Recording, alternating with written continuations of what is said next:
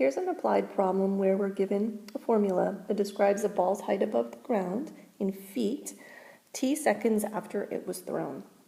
We have also a picture of the ball's path as it goes up and then back down. And we're asked to figure out when the ball will be at a height of 240 feet.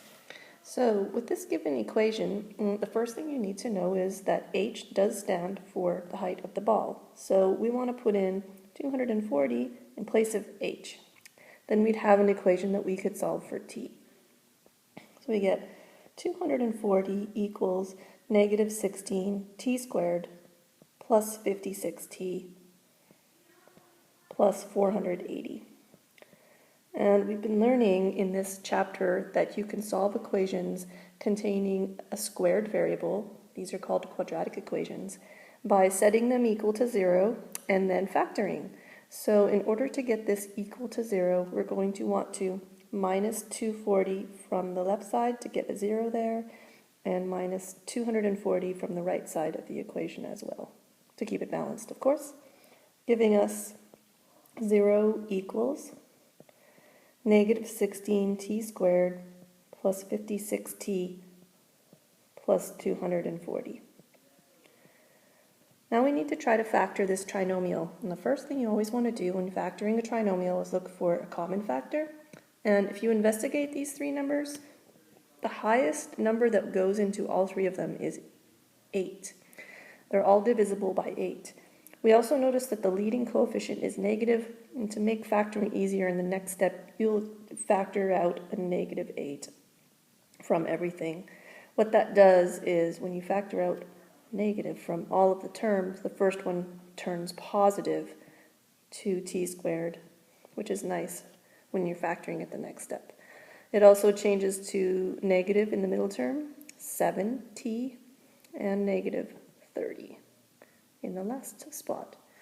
Now you can factor this new trinomial here by trial and error or by grouping. If you decide to use the grouping method, then you would want to find the two numbers that you can split this negative 7 into that multiply to 2 times negative 30, which is negative 60. So it's like, what multiplies to negative 60 and also has to add up to negative 7. And the two numbers that multiply to 60, you might think 6 and 10. Nope, that's not going to work. 2 and 30. But what does work is 5 and 12. If you make the 12 negative, then you can see that both the requirements are satisfied, because 5 plus negative 12 also equals negative 7. So the grouping method would say to rewrite the trinomial as 2t squared plus 5t minus 12t minus 30. And then from the next step on that, what we would do is look at the first two terms and factor out their common factor, which is just t in this case, leaving me with 2t plus 5. And then in the next group, I would factor out negative, and then the only number that goes into 12 and 30 that's the highest possible is 6.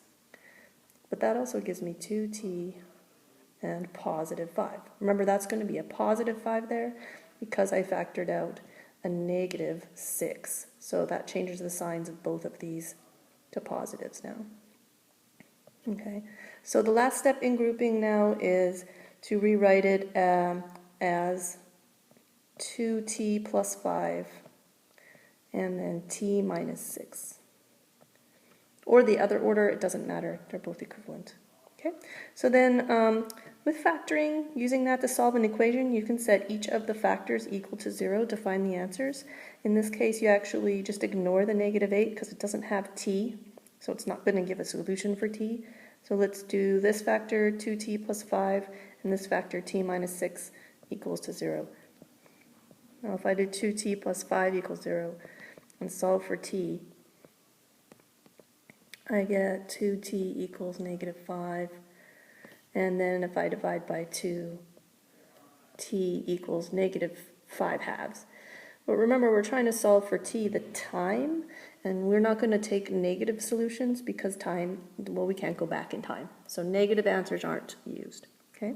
So I'm just going to erase this part that we had up here to make a little bit more room. So we know that that one didn't give us a solution, but possibly the other one will. Remember, there was one other factor to try, which was t minus 6. And if you do t minus 6 equals 0, you get t equals 6. So it looks like at 6 seconds, the ball is going to be at 240 feet. And if you look at the graph, which we have over here, 6 in the bottom is the seconds. And if you go up here, you can see that the height of the ball at 6 seconds is in fact 240 feet. So that point right there is the solution point. Hope that helps. Let me know if you have any questions.